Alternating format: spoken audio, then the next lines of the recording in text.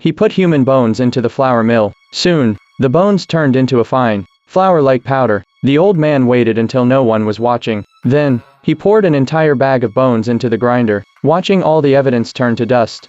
He finally felt relieved. John used to be a retired teacher. He once lived happily with his wife, but to fulfill his son's dream, he borrowed $1.5 million in high-interest loans to send his son to college in the US. Yet, after graduation, his son abandoned them and settled in America. John was soon crushed by the debt. His pension wasn't even enough to cover the interest. He and his wife had to work tirelessly every day, while dealing with relentless debt collectors. One day, there was a knock at the door. John opened it and saw Johnny, the debt collector. He brought a woman with him. Before they could even sit down, John went inside and brought out the month's payment, but he was still $2,000 short. Johnny's face darkened instantly, but instead of using violence, he led the woman straight into the bedroom. Soon, suggestive noises filled the air. John knew exactly what was happening, but all he could do was curl up beside his wife, completely powerless. Minutes later, the two walked out, disheveled and smug. John looked at the messy bed. He knew Johnny was humiliating him on purpose, but debt must be repaid.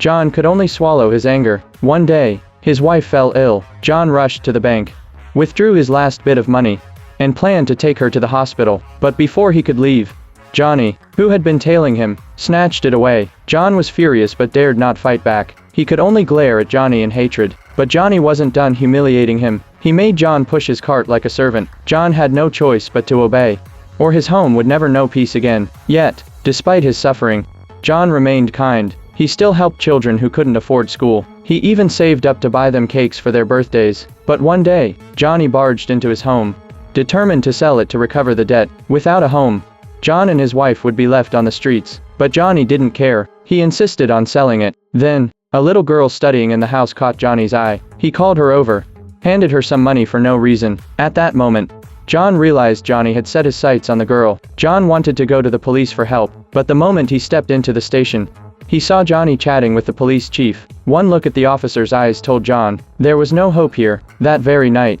Johnny broke into John's house. He used the house as leverage, forcing John to lure the little girl to him.